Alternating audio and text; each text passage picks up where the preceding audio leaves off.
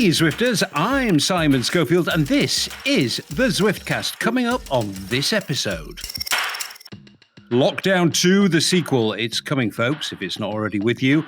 I feel peak Zwift 2. What might that mean? Pace partners, they're a huge hit. We've got a long chat with a senior games team dude from Zwift with some top insights.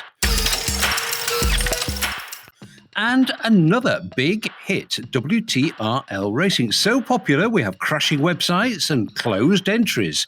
Zwifters are loving the racing.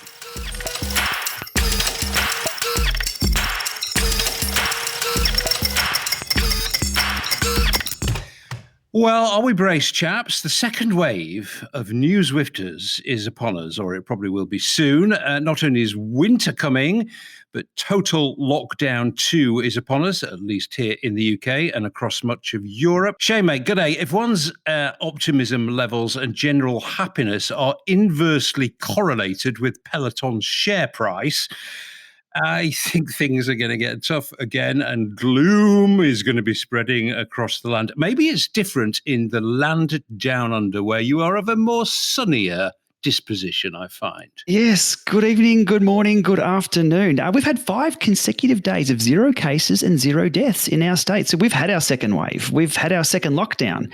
But given how today's panning out in one part of the world, it's too risky to make any predictions of any kind. Yeah, let's not get into that, even though we have a representative of said little patch of land. Nathan, yo, dude, a Midwest winter, some sort of election thing going on, and WTRL racing so popular they've had to close to new teams. All the signs are, and I hesitate to mention my famous victory of spring, but all the signs are that new peak Zwift may be looming large in coming months, if not weeks. In fact, last night I was on and there were 20,000 people on. Yeah, this is going to be interesting this early to have those kind of numbers. Also, there is a big pickup. I don't know the exact stats, but I think there's a lot of new participants in the racing scene. And when you get new participants in the racing scene in a competitive thing and it's sport oriented and it's more at a club level, you tend to get, hey, come check this thing out. Wait, what are you doing? You get a little bit more of that in word of mouth. So that might bring in. And then also there was a huge market buy, ads buy, obviously over the summer. A lot more people have seen Zwift. So I think, as it gets cold and people are at home and everybody's looking at digital options, if you're even remotely into cycling, the only, I think, kind of hump to get over is still that little bit of friction into getting onto Zwift versus just like buy it out the box, you know? Yeah. And well, harking back to last episode, the big emphasis from Eric Min on new Zwifters. We heard that loud and clear. Well, I'm back in the UK after spending most of the summer in Girona, Spain. I was looking forward to a nice pint of Yorkshire beer in my local pub, but that small pleasure is one of many that we are currently denied by the virus. Of course, that's pathetically trivial compared to what a lot of people are going to be enduring this winter. So let's try to be upbeat this episode and concentrate on the good things. And there are 2 undoubted big smash hits in Zwift world right now. The aforementioned WTRL Zwift Racing League and the Pacer Bot. So we have big features and chats on both of those.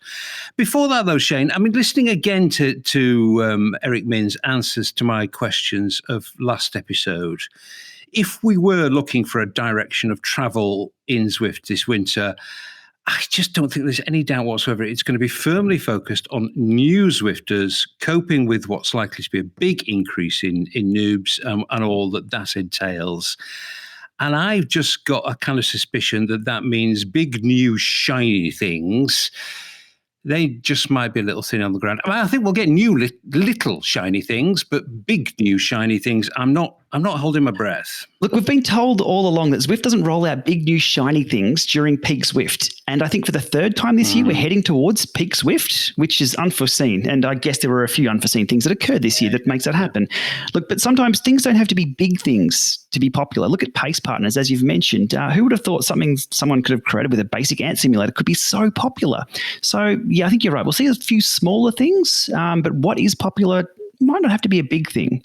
Maybe just a few little dirt trails could come in handy too. Fingers crossed for that. Yep. No, all excellent points. Nathan, are you hearing any different new big shiny things, rumors, or lots of little incremental improvements? If you were in charge, which one would you opt for? Interesting. I'm like kind of right in the middle of like just really, I mean, I'm not sure. Big new shiny things, what we're used to is maps, you know, and like new roads and stuff like that. But for me, a big new shiny thing would be just increasing the interactivity again, you know, like getting a lot more fun out of the game. So, you know, one of the things that comes up in the racing scene, you know, we want to see these people during the races on screen, but I think that's kind of, you know, we see people, okay, there's a person on a trainer, they're suffering, there's a person on a trainer suffering. And we definitely want to know more about who people are and stuff, but that, you know, seeing a person just riding along on a trainer doesn't necessarily tell us much about who they are. It just shows us that they're suffering. And so I think like in-game expressions, identifying with the avatar more, you know, having things that can be earned in game, like, yeah, little things like that, but those would be big to me. They'd be really, really big to me. You know, there's lots of features that could be added. But that is absolutely the heart of the matter, isn't it? Things that might be little to everybody can be big to somebody. So, for instance, and we're going to talk about the pacer bots in a minute, but with Wes Salmon from Zwift, but the pacer bots, I mean, I love that feature. I've wanted that feature forever, but I got on with Coco Cadence on the same course, doing the same thing with roughly the same group of people at the same wattage for like the third or fourth time, and I was I'm bored already, guys, you know. So if Coco Cadence was on a few different routes or different worlds, or you could vary the wattage a tiny little bit, that would make an enormous difference to my life, you know, and the way I use Zwift. So yeah, the constituency now, the Zwift constituency, the Zwift kind of tribe has got so big that it's become segmented, and, you know, as you just said quite rightly, Nathan, little things that are little for some people will be big for others. And I guess that's part of the art now of them running the company, is deciding what those things are. And we're going to get into that actually with Wes, a senior member of the game team. I called him up to talk about Coco and her pals, the pacer bots, which Zwifters do seem to love. They really do. So let's hear from Wes. Well, welcome to the Zwiftcast to Wes Salmon from Zwift HQ, senior member of the game team. Hey, Wes. How's it going, Simon?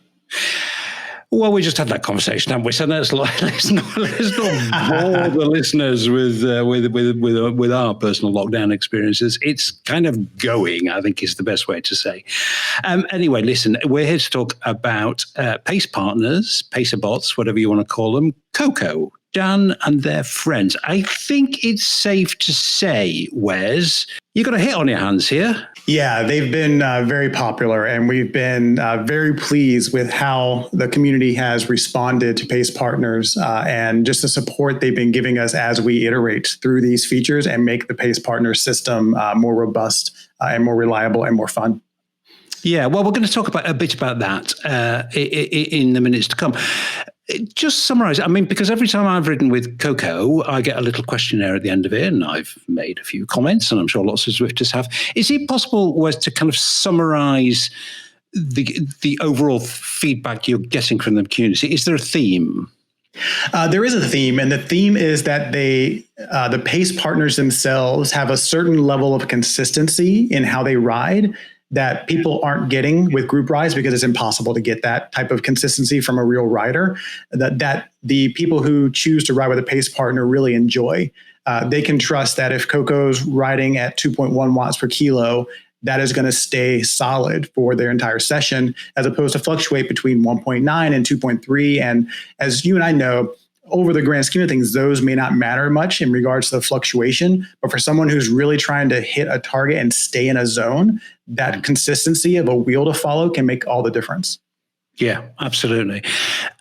One thing I've noticed, and there's lots of really interesting kind of psychology going on around how Zwifters are interacting with pace partners. I want to get into a little bit of that as well. But one thing I've really noticed is that I've ridden with Coco mainly, and Coco groups, they're like super well behaved. Yes. And the tone, there's no moaning, there's no whinging about flyers. The whole kind of atmosphere of these rides is completely different compared to many group rides that you see on Zwift. My take on it, if you compare it, for instance, to the fence as a tool, is that Zwifters much prefer the carrot than the stick. And the carrot obviously being the multiplier if you stay close to Coco. Yes, I definitely think that's part of it. Another part of it, I think, is that when people drop in with a pace partner, they decided to ride Zwift that day in a certain way versus someone who signs up for an event, possibly days in advance. They have a very particular thing in their head around what that event is going to give them. And when it doesn't give them that due to flyers or the fence or other factors that make them feel like that ride that they signed up for and showed up for isn't behaving the way they want, it's easier to complain. But if you just drop in with a pace partner and that group around the pace partner is doing weird stuff, you don't have to care about the group at all because Coco is not going to chase down a flyer. Coco isn't going to slow down because the group split. Coco just rides how Coco rides, and you can trust it, and you stay with that beacon. And that's the value of that whole idea of the group around you will form and move around and be dynamic, but you get to decide exactly how you're going to take that experience and make it your ride for that day. Whereas with a group ride, sometimes you got to go along to get along because if there's a split and you don't want to be spit out the back, you've got to up it to stay in the draft. Coco is never going to force you to make that decision because nobody's going to leave Coco because that's where the drops are. Yeah, absolutely. And it's really, really interesting to observe that. It definitely works. Just going back to feedback, Wes, obviously you've given me the positive feedback that you've got. What are some of the slightly more negative things that the Zwifters are saying? So some of the stuff people have been asking for clearly are more routes and more pacers that are meeting particular needs. And we're definitely thinking about a lot of different ways we can take pace partners and give people some flexibility in how they ride with a pace partner. Because quite honestly, riding the desert over and over again just to ride with Coco, that's going to get old. So we want to find ways to move Coco around into other flat sections, but also possibly put Coco on some undulating terrain to give people some, new sights to see if they're new to Zwift, because we want them to realize that Watopia is huge and we want them to be able to explore. But we want them to explore in a way that they feel comfortable with, and people are starting to feel comfortable around the pacer bots. Another piece of feedback people have been giving is that they want a little bit more interaction from the pacer bots. They want them to be able to have a little bit more flexibility in how they ride sometimes. So, for example, if you're going through the forest after you leave the desert and you hit some of those small little climbs, you don't go up the KOM, but you hit some of those small little climbs. For some people, holding that 2-point whatever Coco is doing is a pretty strong effort. And then on the downhill, they want to be able to relax. Well, Coco and the pace partners don't relax on the downhill either. So that's problematic for some people who burnt some matches going up that small incline because they want to get that recovery time in, and they can't because they've got to really push hard going downhill. It's made even worse if they're a smaller rider because they're not getting as much gravity assistance as other riders would be going downhill to stay with the pace partner group. No, I can see that. I mean, the thing I'd really like, and I'm sure you're taking notes on my every desire, but I'd sort of like a Coco plus and a Coco minus, or a Bowie plus and a Bowie, or is it Bowie minus? So a little bit of kind of under and over variation around that consistent pace. Is that something, again, that's been thought about? There's a few different ways we're thinking about how we can alleviate that pretty broad gap and that really strict adherence to a particular pace when it's warranted. Some of the things we've thrown around is the idea of like group voting. Like if the group feels like as a group, we're going a little bit too slow, like maybe there's a system we can put in place that lets them communicate with the pace partner saying, hey, let's bump it up 0.1 watts per kilo. And we all agree, or the majority of us agree. And then they do that for 10 minutes. And then the pace partner kind of does a temperature check of the group and find out, did we drop people? Did we gain people? Are people happy about this new pace? Are we going to hold it for another 30 minutes and then go back to the normal? Because the problem that we have with that kind of a system is that if you have people voting in real time, you have other people dropping in that were not part of the vote. And the UI they may have seen may have said one pace, but it might be off by 0.1 or 0.2 watts per kilo, depending on how the group decided to manipulate the pace partner's pace through voting systems. Yeah. There's definitely something to be done there. Like the ability for people to interact with pace partners and have those pace partners respond to the group's needs at any given time, including to slowing down on a climb, or speeding up on a climb and coasting on a downhill, or stopping at the top of a climb for a regroup. Those are all things we should consider so that a group starts to behave a little bit more organically around a pace partner. Yeah, cool ideas. So it's really cool ideas. How are they working, Wes? I mean, it seems to me, as somebody who knows absolutely zero about coding avatars and bots, but it seems to me it should be relatively simple to put Coco on a different course. Is that difficult, and why would it be difficult?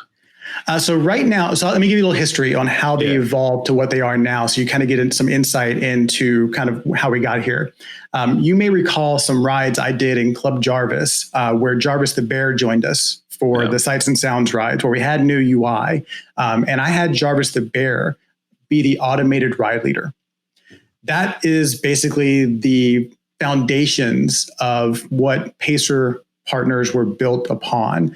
A system that allows Zwift to manage objects in our game through the tools that we have internally, much like we use tools for testing and tools that we've used in the past for like the blue ghosts that you probably remember from back in the beta days and the early launch days, ways that we can have entities moving around the world.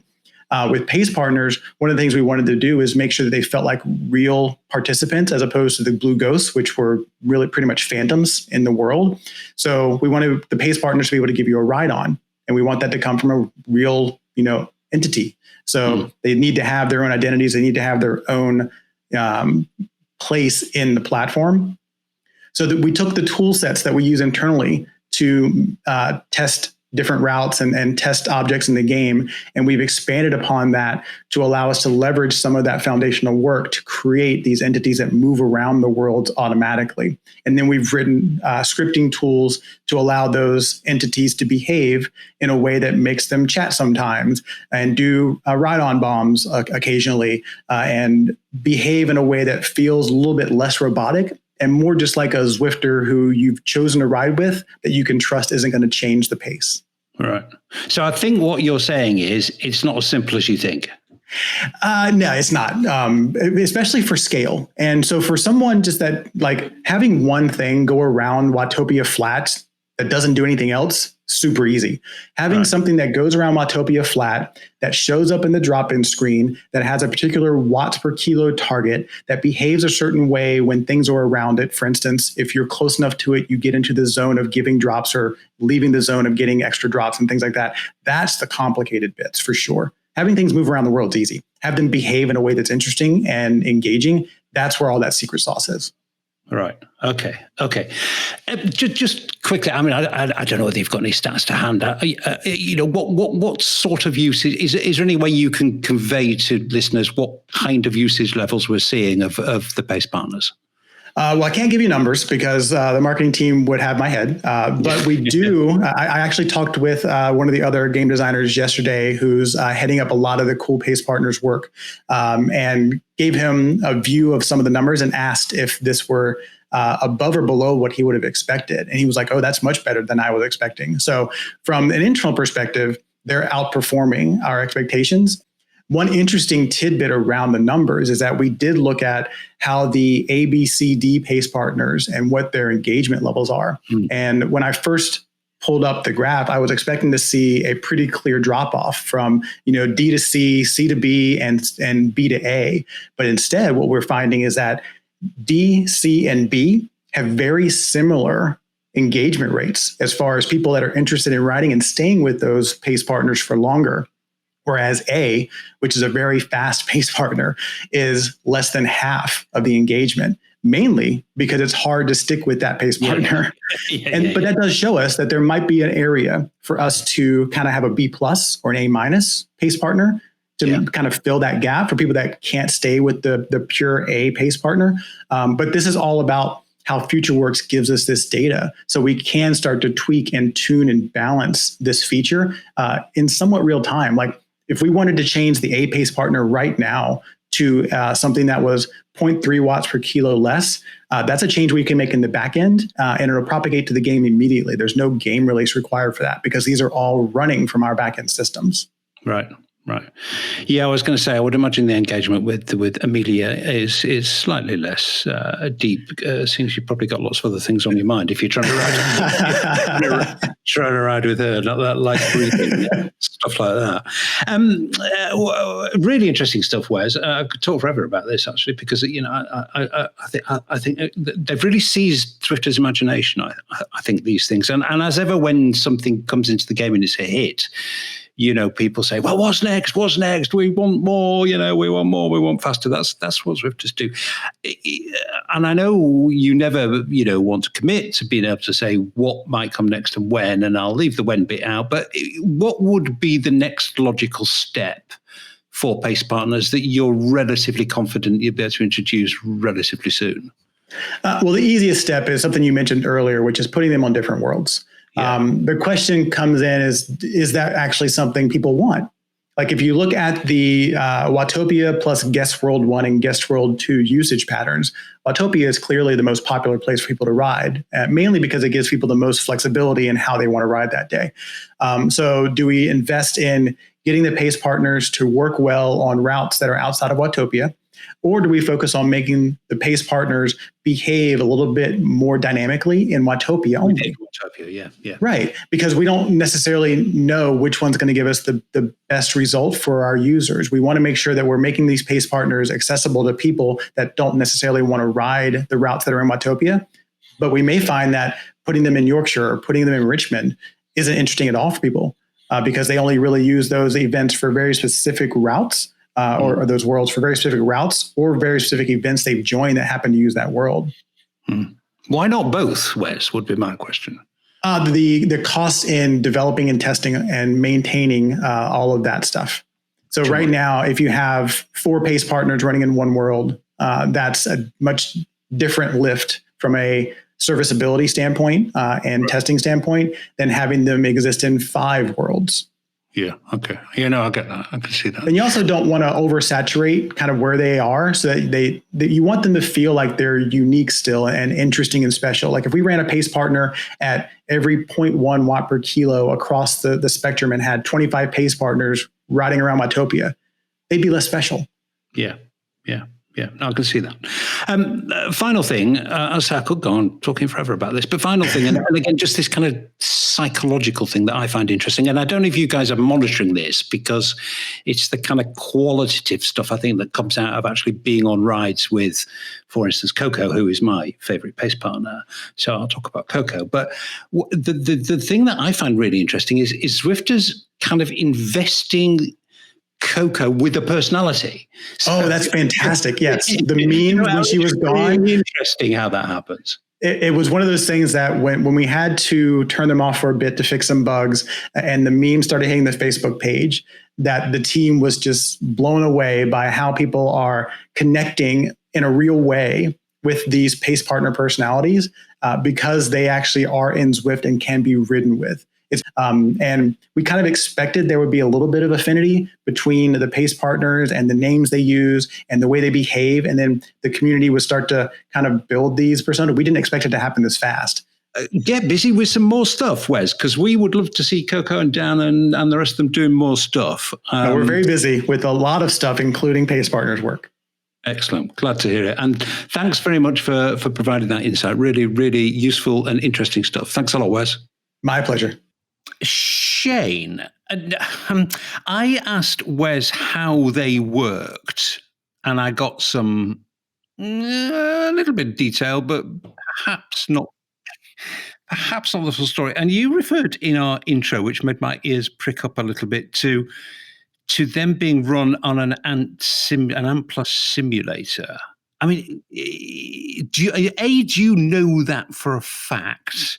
And B, if that is true, isn't that kind of a little bit surprising?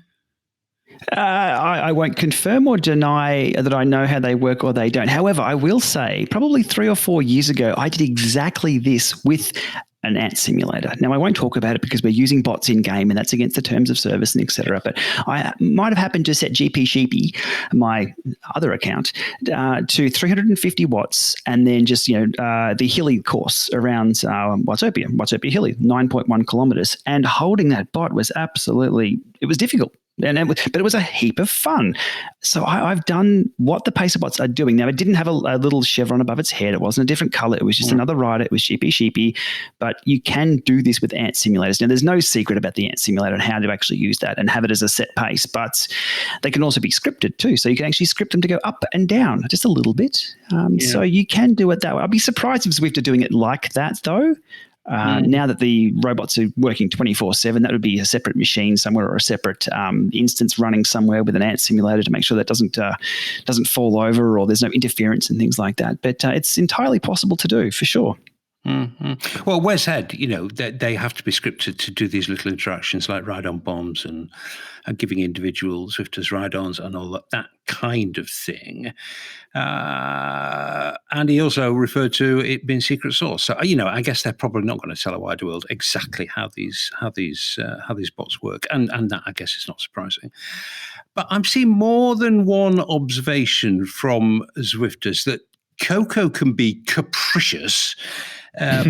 Bowie can be a bit bizarre, and Dan gets a bit dubious at times. What people mean is that they get on to a pacerbot ride with an expectation that they're going to have to maintain a constant wattage to stay with the bot, but they're finding that occasionally that doesn't seem to happen. And I have to say, from my personal experience, I've not tested it extensively, but my graph, which I would expect to be kind of blue with a tiny little bit of green, I have noticed does have a couple of peaks of red in it, which I wouldn't expect at constant wattage. However, you're the expert on this. I mean, we're talking about wattage and gradient and all that kind of stuff. I mean, what Zwifters are saying is that or some Zwifters are saying they need to vary their efforts more than they might have expected to do. So what's the physics here, Shane? What's going on? There's a lot going on here, and it's just more than that number. Let's just pick a number, say 2.4 watts per kilo. Now, if you were doing that and I was doing that, now there's going to be differences between the bike selection and the wheel selection, and it's the same with the pacer bots. There, I believe, on the Tron bikes. If I was on the mountain bike, I'm going to have to push harder. That thing is a lot heavier to push along the road. There's also rider height that comes into play, and there's also the drafting effect. And with that is the standard washing machine effect that you get with a Zwift bunch. If you're riding out in the bunch on the road, to maintain position, it's pretty easy. You just hold the wheel in front of you and you just tap out the watts you need to do. It's pretty consistent. In Zwift, you get thrown around. You get shot off the front, you get sort of spat out the back a little bit, and then you just have to maintain. That's that ongoing washing machine that you have to go over and under with, and that's really occurring quite a lot with the pace partners, no more so than with the Halloween pace partners, which was just over and under and over and under. And then if you're on a smart trainer, the terrain comes into play too. So up hills, it's easier for people to push against that resistance that'll kick in with a smart trainer. So you're going to be doing more watts per kilo. And then downhill, that resistance disappears. So you have to then pick up the watts. So even if it's the same wattage, you still have to do something different to produce that wattage. Yeah. So up a hill, it's a little slower cadence. Down a hill, you got to change gears and then just push on top of the gear. The flywheel's going to be a little bigger. Things do change. There's also the case if the pace partners have no soul. They don't care about you. They're just doing their wattage. So you have to care about them. But I was thinking, Simon, you were saying you're a little bit meh with Coco cadence on the flats. What if we get Coco to go up the Alp to Zwift or up Von 2 and then you select the Tron Bike Challenge, the Everest Challenge? You can get to the Tron Bike pretty quick that way, holding that consistent wattage. And up a hill, it's easier to stay with them. So I think we'll push that to Zwift. Get them up a hill, get Simon on the Tron. You're straying into dangerous territory there, my friend. I thought we'd agreed not to talk about the Tron bike. But anyway, that is a very good explanation. And you're quite right, of course. And the upshot of that, Nathan, is that actually this is not just a ride where you might as well be a bot. It means you've got to concentrate a bit. And particularly if you want to make the drops multiplier work, you've got to put a little bit of mental attention and a little bit of physical variation into riding with a constant wattage pacer bot. And I actually find that to be good, whereas, some Zwifters, actually, I don't think they are complaining about it. They're just expressing surprise that they got to do more than they thought they might have had to do, kind of thing, if you know what I mean. Do you know what I mean? Yeah, and I found the same thing, and I think it is also because a constant wattage in a group is going to act differently, because when you put out 3.0 or 2 or whatever it is that the bot is continually putting out, it's going to use the snowball effect in a way that's going to burst it with momentum to the front at very different times. And if you're trying to stay near it, it will escape you pretty quickly because of its continual wattage. You ever notice that you sit, and if you want to sit on someone's wheel, you have to soft pedal like a lot. Well, this bot isn't ever soft pedaling. So then it ends up momenting a ton to the front, because it does go backwards because the group will, envelop it, but then everyone's trying to stay around it. So then it'll slowly, and then all of a sudden, sometimes it'll just shoot you forward because everyone's slowed down so much to get by it. So it's kind of this constant, like you said, washing machine slingshotting happening with it, where you kind of have to stay near it, find out a way to stay near it. If that, bot is at something that's closer to your FTP or a little bit under, well, those slingshots are going to go over your FTP. So that would make a lot of sense. Yeah.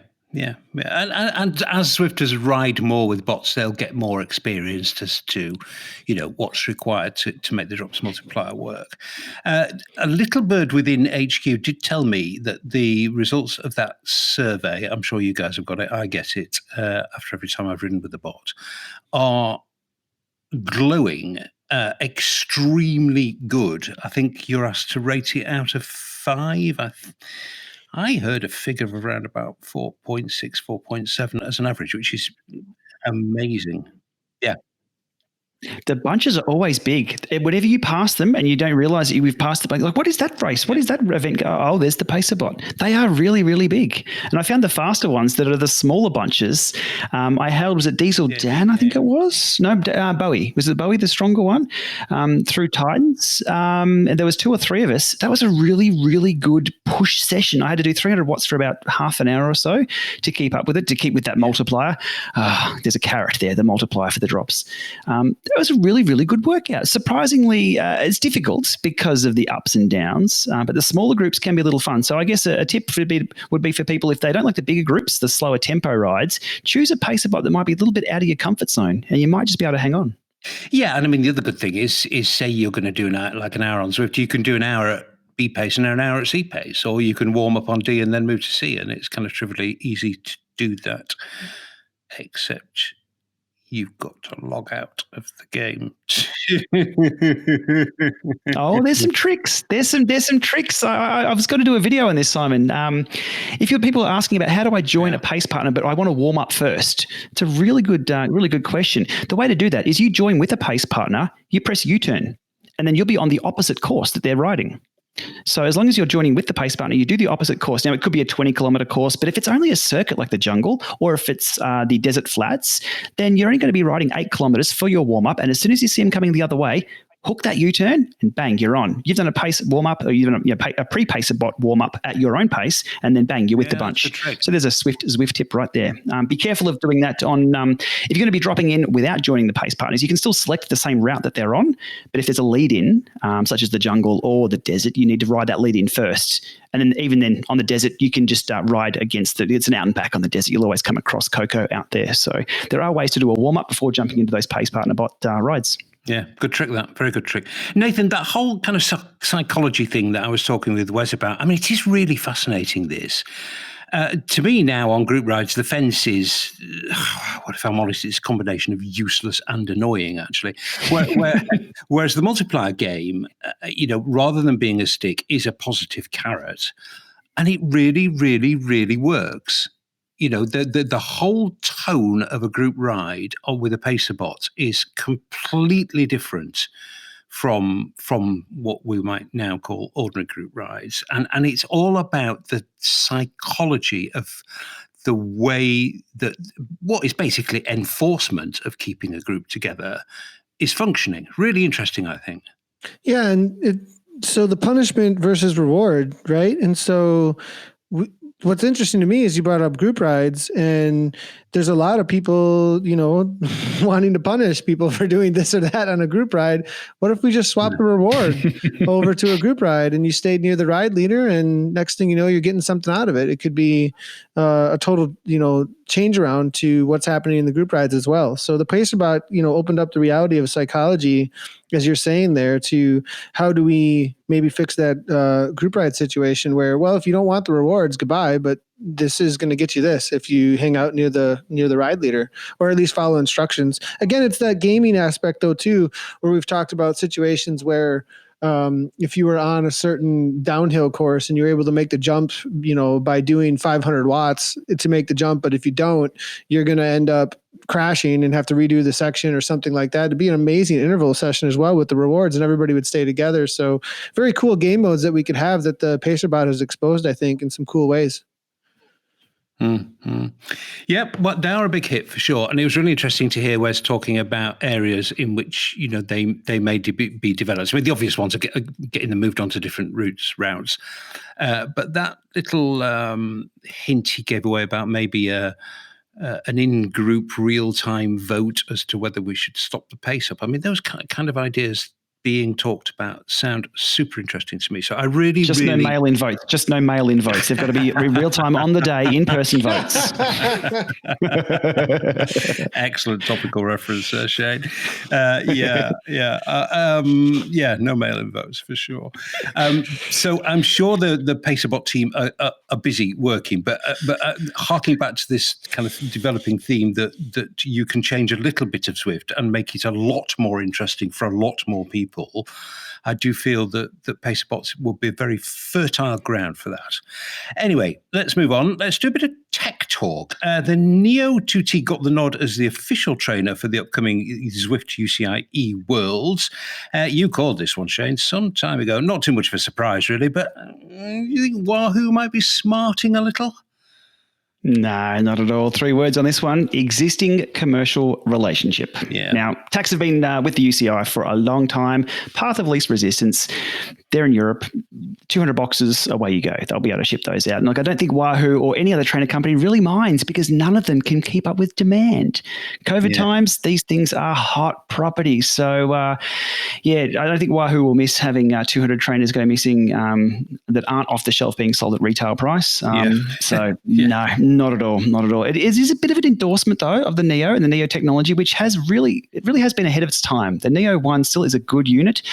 That was around since, 2015, I think it was. It's been around a little bit. Obviously, the 2T really addresses some of the issues there and makes it, the T on the Neo 2T stands for torque. It is able to apply a lot more torque at a lower flywheel speed. So these riders who are maybe riding up a hill and doing a massive attack at their 1,500, 1,600, 1,800 watts that the Pro Peloton can do, all these pro riders will be doing with the UCI Worlds. It'll be able to handle that. It should be interesting to see. But everyone's on the same trainer, level playing fields. I was interested to see, though, that the UCI did announce an automotive partner for an esports that's running entirely remotely, where you don't have to drive anywhere. Yeah, so that was weird. Creative marketing. I'm going to put the feelers out there now. I'm looking for some hair care products. I mean, why not? Why not? If they can get an automotive partner for an esport event, I think I can start reviewing shampoo. Yeah, well, I've seen more bizarre things in the world of sponsorship. That much is for sure. Nathan, sticking with tech, the oracle that is Rainmaker made a really interesting point in his he does this sort of annual address to both houses thing. This is when Ray, it's an annual keynote, and he tells the whole sports tech industry what he thinks is happening and why. I mean, it's very well watched by anybody who's got any interest in sports tech, and particularly industry people. He normally delivers it, obviously, in person, but hey, it's 2020, so it's delivered online. And I picked a couple of things out of it, which I thought were particularly pertinent to the kind of things that we waste everybody's time talking about. And the future, as he sees it, of e-racing was one of them. E-indoor racing, quite controversial, I thought, and perhaps not music falling gently on Zwift's ears. This is what Ray said. I worry about a couple things. I know there's UCI Worlds coming up later on this year on Zwift, so an indoor cycling platform, but I'm worried that the bottom's all going to fall out of this. And I think this is probably the biggest area of bubbleliciousness, if you will, in everything that I've talked about, in that the entire indoor cycling scene right now is predicated on people not riding outdoors. Once people ride outdoors, there's zero reason to do legit racing indoors aside from fun, like kind of specialty creative events. But in terms of major events, the pro cycling calendar just doesn't work like that. It's got things that fill the entire year, save for the time that's set aside for those athletes to recover for a couple months. So they're not going to be able to squeeze in another indoor race somewhere else. Or maybe if they will, it'll be like a one-off, but be very, very small compared to what it's been the last couple months. And so I'm concerned that eventually that bubble is going to pop, and I'm not really sure what's going to happen as a result of that. So in a few words, and I'm not sure that Ray fully understands this world, actually, to be fair to him, but in a few words, he thinks the pro e-racing bubble may be about to burst. The main reason he seems to be citing is a crowded calendar. A bit of a bombshell, Nathan. Is he treading the right path here, do you think? Yeah, I think that there's some reality that, the hype or the this is amazing, this idea of like, it might be wearing off a little bit for the pro Peloton, right, situation that is racing in real life again. This pro rider's here, and all that. That was like a thing for a couple of years, you know what I mean? That was a part of a big marketing, ploy as well. And so I do think that he's correct in that stance that we may see a little less hype there. There's also the reality that the pros, when they interact, and this is really an interesting tension point. We have not seen world tour level pros racing against the top pros in the community almost purposefully all the way through it to this point. Like it just hasn't happened. And it seems, and so I get the feeling that they watch the Conti riders who have come into the space and they go, whoa, these Zwift pros are real deal. And almost every single time, the community who's done their homework on making sure that everything is set up correctly and has to in order to race in the top tiers right now, the Premier League and Zwift Racing League, also Touroptopia, all the ones that happened before this, they've verified everything, and they call foul if the in real life pros come in and don't verify. So I think there's a whole other section of this that Ray might actually be really interested in if he because it's his area, kind of like tech and verifications and all that kind of stuff too. So I think there's other reasons besides the pros are racing. I think that there's other motivations too. But I also think that it's a separate genre in and of itself, and I don't think it's going anywhere. Whether or not the pro end of it is where it's at is a whole nother topic, which I think we'll talk about later. But I don't think that necessarily is where the bubble will pop. Now, whether or not the top end of e-racing is where the focus is, and whether or not there's a bubble of excitement that might pop a little bit there, that's a I don't know about a 50-50, but that one's gray for me. Where I think we're still premature in some ways. So. I kind of felt Shane Red just got a hold of a little bit of the wrong end of the stick with this, really. Or there might have been a kind of difficulty with definition of terms. I mean, I think he probably has a point where if we ever get a return to some kind of normality, World Tour pros are less likely to be racing on Zwift. But, that doesn't mean the end of pro racing on Zwift. No, for sure. It's, I guess, similar to like the Tour de France is taking place, but the Downhill Mountain Bike World Cup may be having an event too. It's different disciplines. Yeah. So the pros, for sure, you can't cram in this kind of esport racing, which is so super intense for the pros in a season that's already packed. But there's going to be a different pool of people to choose from and different pool of pros who are going to come along. It's a whole other discipline. Now, we do see time trials like Rowan Dennis coming and absolutely wipe the field, no doubt about it, because it's these big time trial ability. But there's going to be these people come along from these smaller teams or these Zwift-based teams who do really well. They'll become the pros in this esport. So it's bubbling along. I think it just, I guess, a definition of what it really is, and the promotion of that. I guess the question is around the promotion. Will we see it being advertised? We see Geraint Thomas on the television. We see all the pros being used to promote the esport side of things. At what point do we see the community pros or the esport born pros start promoting these or used in advertisements? That's going to be the turning point, I think. Yeah. Well, we're going to discuss that a little more, actually, towards the end of the end, because I've got something fairly trenchant to say in that area.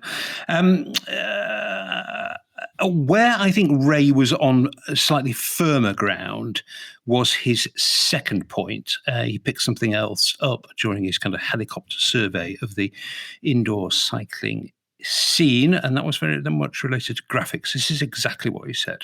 More than that, the graphics just need to get better. And I think one of the things that we've seen, you may have seen, I have a screenshot here of Grand Theft Auto with Shane Miller, GP Llama kind of demonstrating this just for fun. But what's funny about this is this video here that I screenshotted was a live stream. So it wasn't even like a proper production video, though with high production values, but still it was a live stream. And you can see the graphics there look incredible, but it has 110,000 views on a live stream, which is absolutely bonkers. And of course, those weren't all live at the same time, but over time. And it shows tremendous interest in having better graphics in this realm. And I think, these platforms, not just Zwift, but everyone that's doing graphical stuff needs to be looking towards cloud computing, cloud gaming type platforms on how to host things. Because the future isn't, running these things on high-end machines like the machine that Llama was using there is, $2,000+ machine. That's not the future. The future is running it on whatever hardware or tablet you have handy, but getting that level of graphics from the cloud. That's not something I'm not seeing companies focusing on enough. So I think those are areas that definitely need some focus, not just by Zwift. I know I'm picking on Zwift in this particular case, but by really everyone in order to kind of move things forward. Well, that was a very simple point that Ray makes there, is that the graphics are not terribly good as far as he can see in comparison to like AAA games, and they need to improve if the indoor cycling industry is to move forward. We have seen one outfit try and so far conspicuously completely fail, or at least not make it very available to very many people in a very easy way, to port game-style graphics onto a cycling simulator game. I speak of Veloton, or Vaporware Veloton, as most people know it. Nathan, has Ray got a point here? I mean, I suspect the clamour comes largely from very experienced indoor cyclists rather than those who are new or new-ish to virtual platforms. People like us who may be growing just a little weary of a graphic execution that has not progressed much in a few years now. Yeah, for now. I'd agree 100% with you for now. It's the same way that like until somebody knows Zwift exists, they're like, oh, what's this? And it's really interesting, so you can't know you're missing something if you don't know it exists, right? But we're getting older and the gamers are getting older too. So like there's a reality that as we start selling, well, not we, but as Zwift starts trying to market over the years here, and as the gaming generation gets older and they look at this and they go, Fall Guys looks better than, you know what I mean? Like, it's kind of like the game made for kids, but everybody's playing now is like, looks more graphically pleasing and has more game modes. So like, what's going on here? So like, sure, up front, I've seen gamers get like super excited about, whoa, you can sim, and then they get into it and they're like, well, you're just kind of riding around on a road. Like, where's the game part? Like, so, and then it doesn't, and you're right. I mean, yeah, they just 100%, I 100% agree. And in, this, whatever, it seems really cliche, but in 2020, like, yeah, I'll just leave it at that. You were going to say quitting the game to do something else, weren't you? Shane, what Ray's kind of secondary point was that cloud-based gaming does away completely with the need for a high-spec computer to get a really good experience. Presumably he's talking about massively improved graphics as well. So, no potatoes, or in fact, you could have potatoes for everybody and still get a really great experience. I mean, that is a really good point, actually. And certainly the indoor cycling industry has shown no sign whatsoever that it's interesting in getting aboard the cloud-based gaming as a platform for its products, or at least if they have, they're certainly not making a 1 decibel of noise about it. We hear nothing of it. I thought that was a good point to raise. Yeah, look, the core demographic for indoor cycling, they don't have high-powered 3D gaming systems, and to have an immersive, entertaining 3D game platform, you require that computing power, and that's always been a limiter in regards to what's being delivered. Now, I guess Zwift have to sit back and say, well, are we a game or are we a training platform? So there needs to be some sort of self-realization there of what they are and what they'll move towards. So let's just say they are. They're going to improve the computing side of things, the gaming side of things, and the immersiveness. Now, what's the best way to deliver that to people who don't have the hardware? Well, to deliver hardware in the home, that's going to be expensive. So the answer there is via the cloud and services such as Google Stadia to do all the heavy lifting, so to speak, in the cloud and deliver that 3D quality experience to people without any of the hardware. So you've got to have the bandwidth, though. That's going to be a limiter too. So it gets back to, I guess, the architecture of the game. I don't believe Zwift is currently set up for this, but one thing that does come to mind is RGT. They have a separation of the screen. So you have RGT Screen, which is just a 3D rendering game side of things. And then you've got to download the mobile app, which is the RGT mobile controlling app, which pairs all your sensors. You run all the menus and you do everything via the mobile. That is ripe for the picking to throw up in the cloud for the 3D gaming experience and for the local connectivity to be held down and be done by the phone. Zwift could move towards that, absolutely, with the companion app. It converts all your Bluetooth over to IP already, as it is. So it mightn't be too hard to do, but that's the cheapest way to do it. Delivering that high-powered 3D hardware, that's going to add to the cost. If you're thinking of making a smart bike, I wonder who's thinking of making a smart bike. But if you have to deliver that with a screen and a system to run everything, like the Peloton experience comes with everything out of the box, that's going to be expensive. Couple that with a cloud system and a potato. Potatoes are cheap. So, yeah. An excellent point, actually. Yeah, no, really, really, really excellent points. And the much wanted friction that we hear so much about, and again, harking back to Eric's, central point for Zwift this season to make it easier for new Zwifters. Clearly this is not going to happen this season, but you can see a way of making Zwift a whole lot simpler by utilizing the cloud and cloud-based gaming. Not holding my breath for it quite yet, though. Okay, let's move on to the other big noise so far of the indoor season that's really only properly now getting going, and that's WTRL racing. Massive numbers, crashing websites, entries now closed to no new teams, so successful has it been. And, of course, endless arguments in the forums about racing out of category and cheating and all of those other things, and waiting for results. Where is there a familiar theme to that, eh? Waiting for results. Little topical reference there.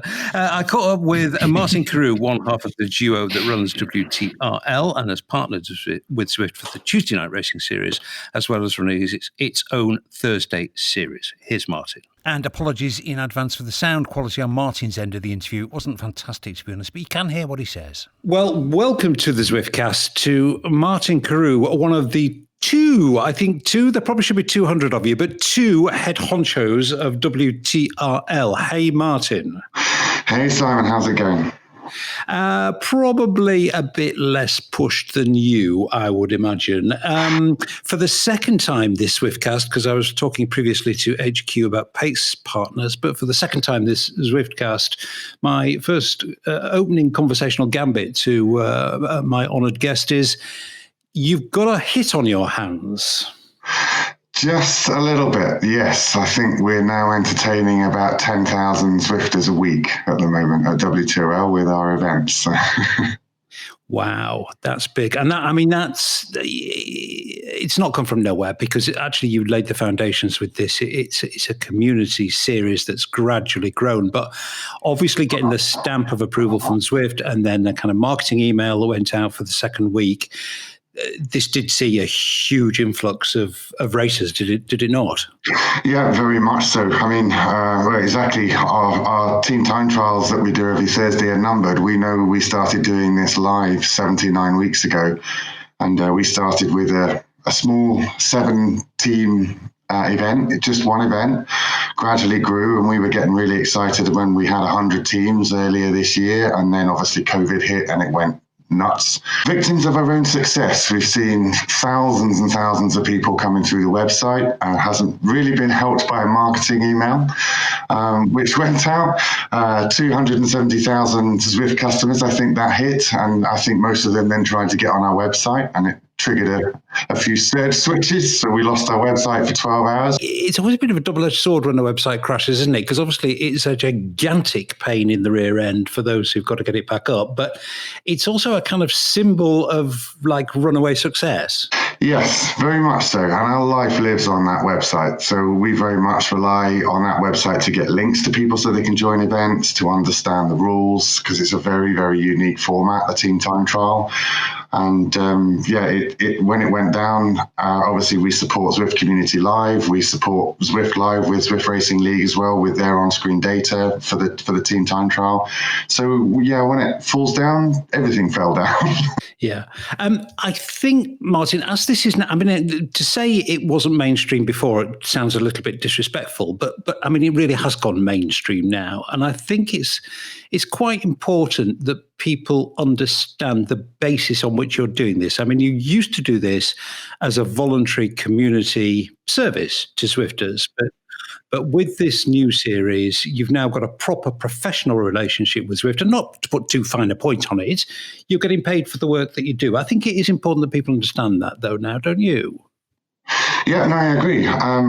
We will get paid for it. We haven't been paid as yet. To be honest, I've been far too busy trying to make sure everybody's in the right pens, the right tags, the right events, the right links, that the results systems are working as they should do. And we'll get around to the financial side of it eventually. But yeah. So is this your full-time job now? As of 2 weeks ago, yes. And I imagine full-time really is full-time.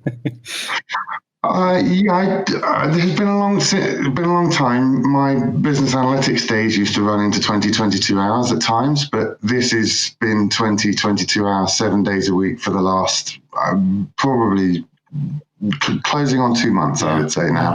I can imagine.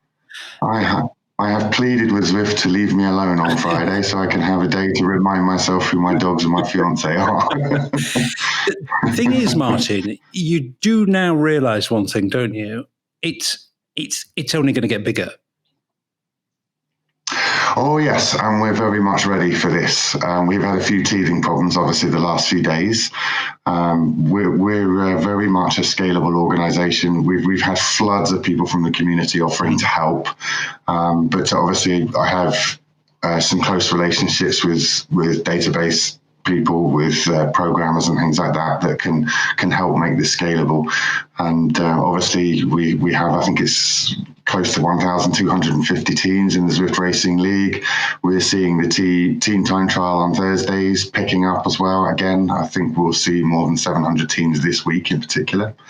But yes, we know it's going to grow, and we're being asked to do quite a lot of other things. Can't say too much about them with Zwift as well. So. Well, it's all extremely positive. I must say, very positive for Zwift Racing.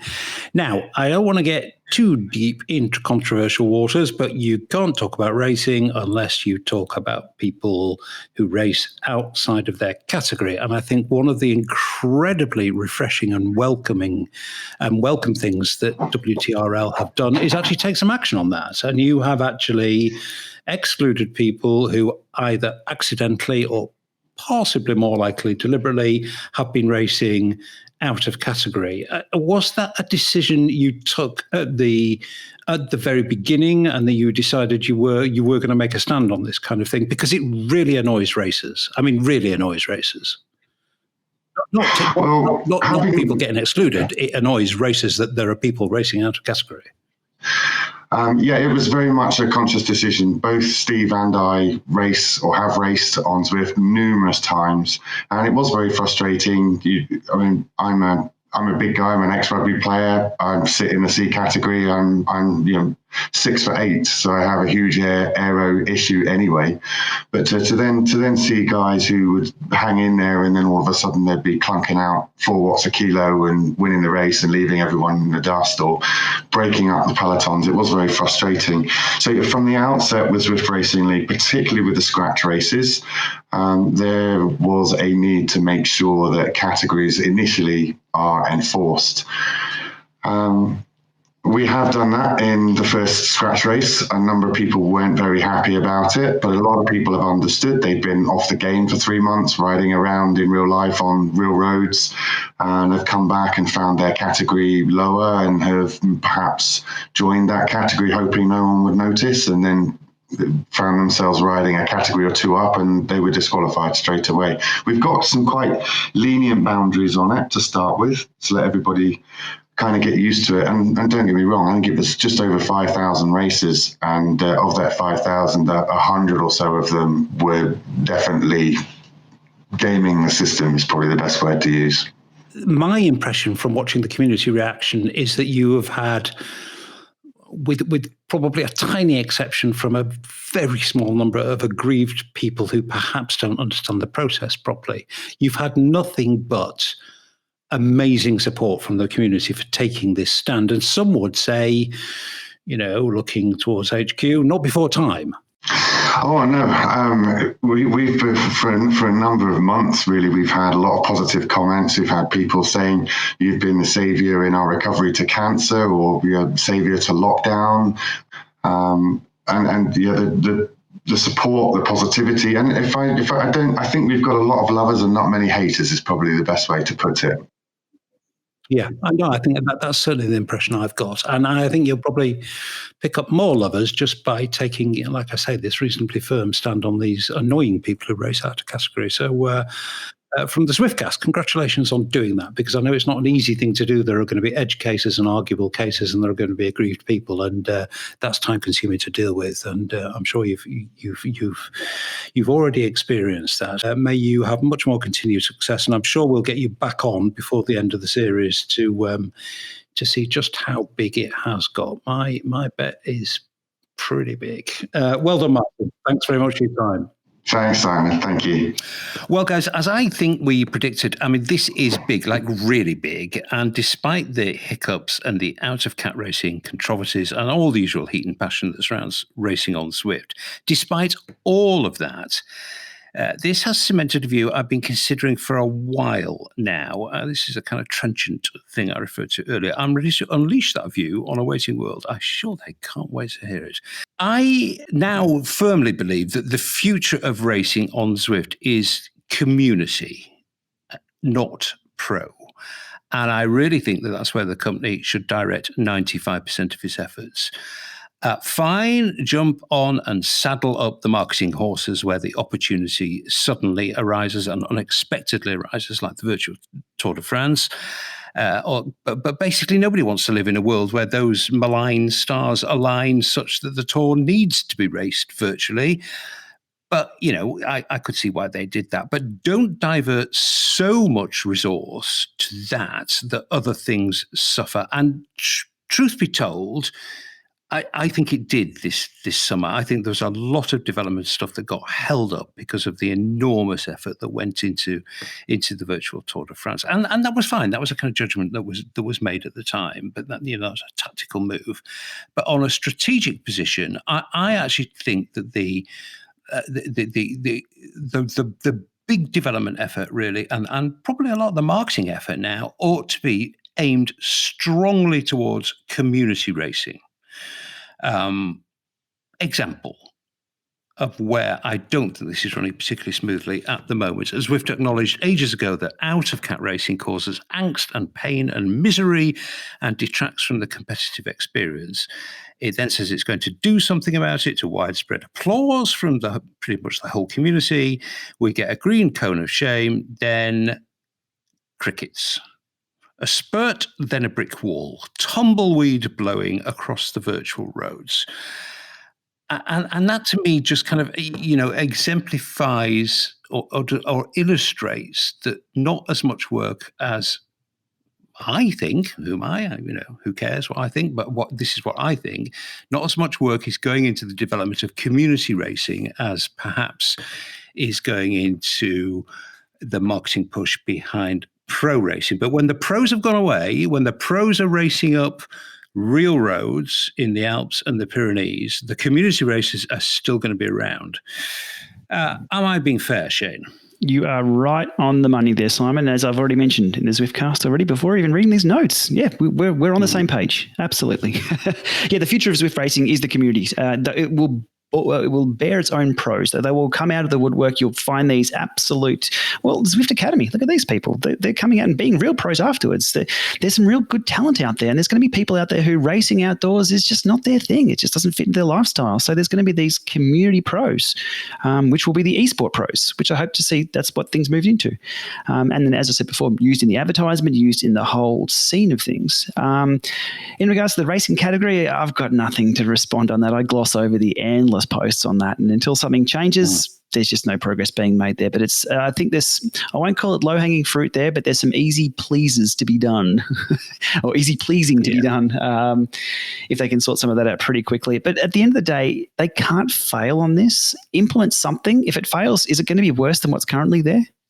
People are saying races are blowing up and it's a waste of time anyway. Implement something and then refine it. Fail and fail fast. Isn't that a statement from a certain country that's up in the air at the moment? Come on. More entrepreneurship. Let's do it. Yeah. Well, just a bit more pace about the thing. I've come to this view now. I was a big supporter of, and I remember, part of me remains a big supporter of the benefits that getting World Tour pros involved in racing on Zwift and promoting Zwift. I totally see the marketing benefits of that. But, in a year's time, these guys are not going to be there unless it's under sufferance. Assuming the world gets somehow, something close back to normal. A year from now, these guys are going to be racing up mountains in the Alps and the Pyrenees. They're not going to be, racing up the Alpe d'Huez unless their sponsor says, I really, really want you to do this. Nathan, I know you've actually been saying this since the year dot, actually, and you are actually a living example of this. But all the innovation in this space is around, or perhaps should be around, community racing, rather than pros who, actually probably don't really want to be doing it. Yeah, and see this the dichotomy I think is false though, because I think that the community is where we'll find our pros, and that even the pros that are coming to the platform, I've been saying for a while, they need to start in the community. Like even early on in the so when COVID hit and there was this big jump and all these teams were like, all right, what are we going to do? And it was like, well, we need to make these events. And I just go jump. There's all these races we're broadcasting. Like, just go jump in there, get involved in the community, show that you like it, see that you like it, see what you, and because you would have gotten involved in what was already happening in the kitchen. Like, we're cooking something up here. You know what I mean? Like, come and sit at the table and enjoy. If you like it, you're going to eat and you're going to stick around and become a part of that family. Otherwise, it's just a thing for you to do right now. And like you said, they're back off doing what they really like to do, and so, and then there's also the reality of taking, your licks in amongst that crowd too. Like, you got to kind of earn your spot. And that was another thing that's come up recently, that's somewhat related to this, about how you have sport and how you build a sport and how you build racing, because there's now these UCI regulations for worlds that are coming, and there's individuals who are the fastest Zwifters in the world. They're looking to represent their country. And I'm looking at those people that I've commentated on, said their names over and over, so-and-so out of the UK. Their governing body has shown no interest in getting them access to this world's event. And I'm like, that's not a world's event, because you're looking to get the fastest person in the world on this platform that is e-racing, and they're not able to participate because it hasn't been focused on growing the sport out of the community, right? It's all of a sudden some I don't say random person, but to the Zwift community, it's to the Zwift racing scene. I'll say that they might know who they are in cycling, but not to the racing scene. They're just a random. Yeah. So this hasn't happened where we have focused on growing a sport from the grassroots. And that's where WTRL now is really doing that, on top of solving some of the problems, because they are just like, all right, let's go move forward. They see a problem and they're super responsive to fixing it very, very quickly and making it more interesting or whatever it might be. And they're getting away from your racing level is based on some FTP test.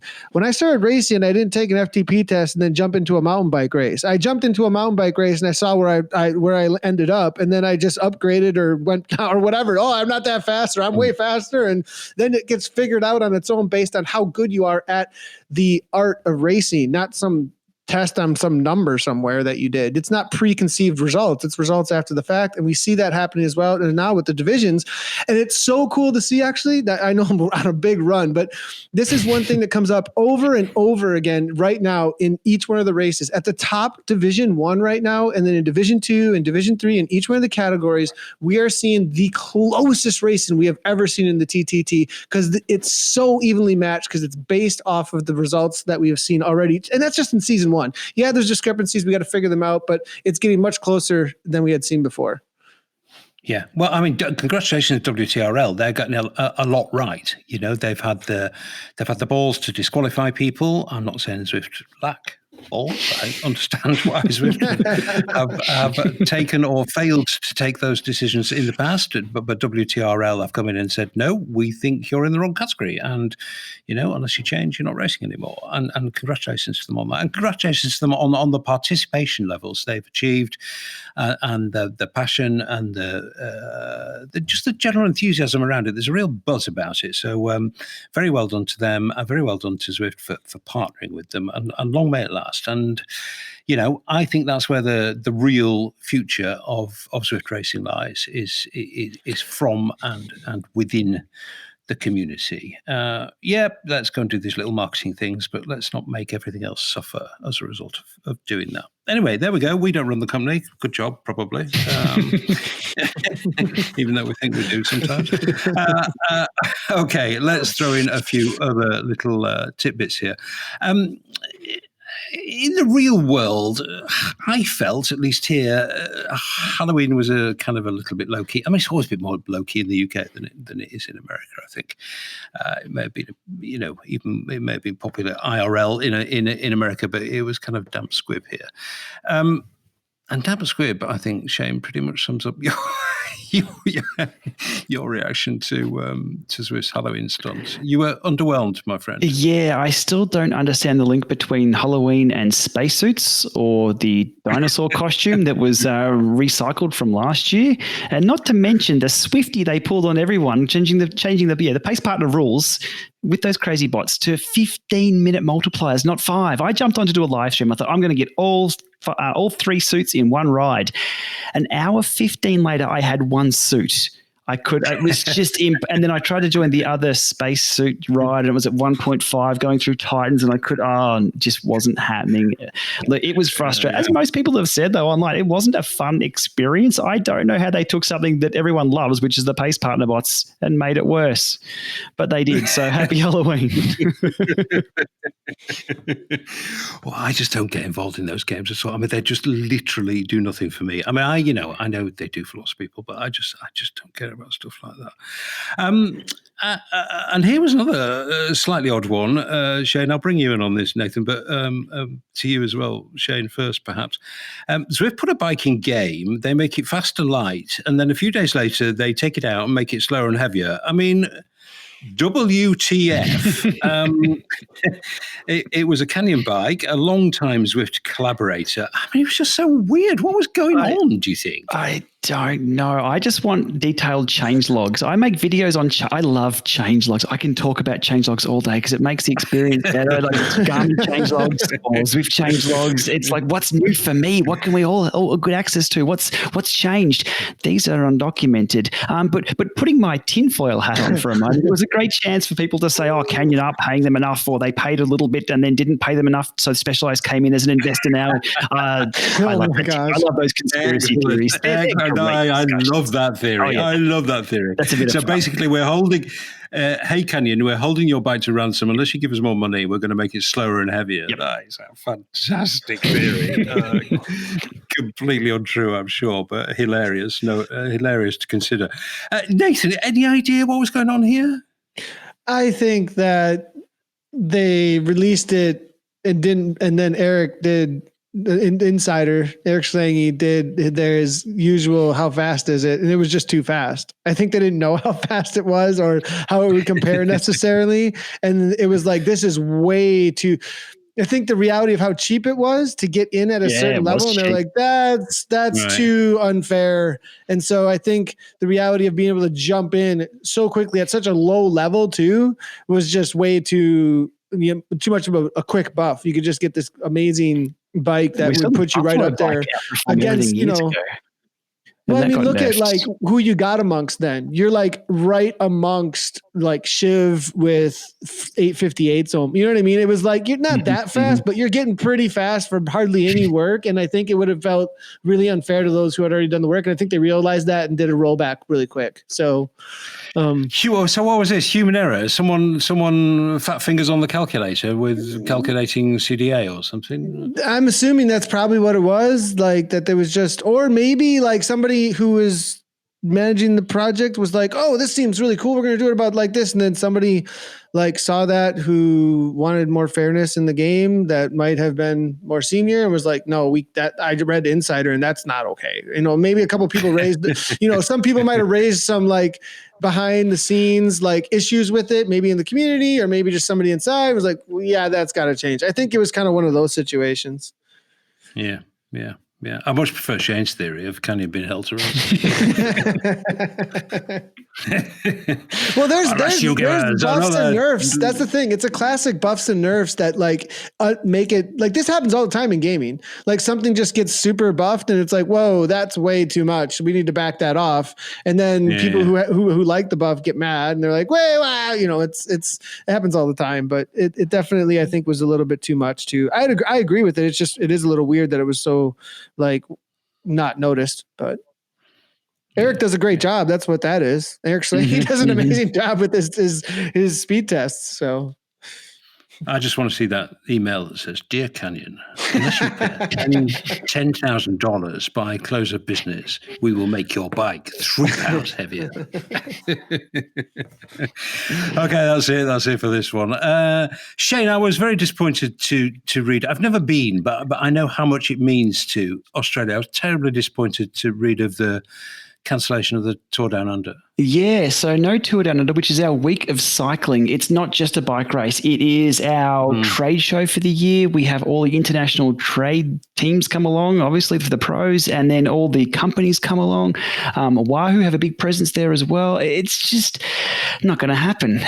But also Cadell's Road Race is also gone, and our national championships, which are here in my hometown of Ballarat, has been pushed out another month. So that's still taking place. I guess it'll take place a little differently, but I guess like most of 2020, I'll just stay home. Yeah. At least we have Zwift. I mean, I think, as from tomorrow, we've got to stay home. I've been getting some practice in already, and I'm fed up with it. But, I can't moan. I have it a lot less bad than a lot more people. So there you go. Nathan, you're not locked down yet, are you? Who knows what's going to happen in America over the next 2 or 3 days? But that depends on the election. That depends on the election. I mean, straight up, one candidate says open up, the other one says masks on everybody, mandated, and laws about it by penalty almost. It seems like so. It's a very different philosophy on both sides. So It's my state's been really interesting. Like there's been attempted lockdowns, but then the courts and the legislature fight the governor and it goes back and forth. So it's like, you don't know if you're supposed to be locked down. So locally, it also is kind of similar to the federal situation too. So we haven't had a lockdown since spring. So, we're, I actually had to do virtual school again with my one of my sons, Micah, my 8-year-old, because there was a COVID case in the classroom. So then they send everybody home in that classroom. So that was interesting. Yeah. But that's the latest effect on me. I mean, I work from home, so I'm locked down all the time. I'm locked down. ZRL and WTRL is a lot my lockdown. No, I can see that. I think the American courts may be slightly busier with whether or not it's illegal to go and get a haircut or drink a pint pint of beer actually over coming days. But by the time we record our next episode, we may know who is leader of the free world, or maybe we won't. This one may run and run. That's that. Really great pleasure talking to you two again, and I look forward to talking to you in the future. Thank you very much for today, and goodbye. Thanks, guys. Cheers. Thanks, guys. And there it was, episode 91. I hope you enjoyed listening. Usual word of thanks to Zwift for continuing to support the Zwftcast. For that, we are truly grateful. But also, of course, it carries the qualifier that we decide what goes into the Zwftcast, not Zwift. Thanks again for listening. See you next time.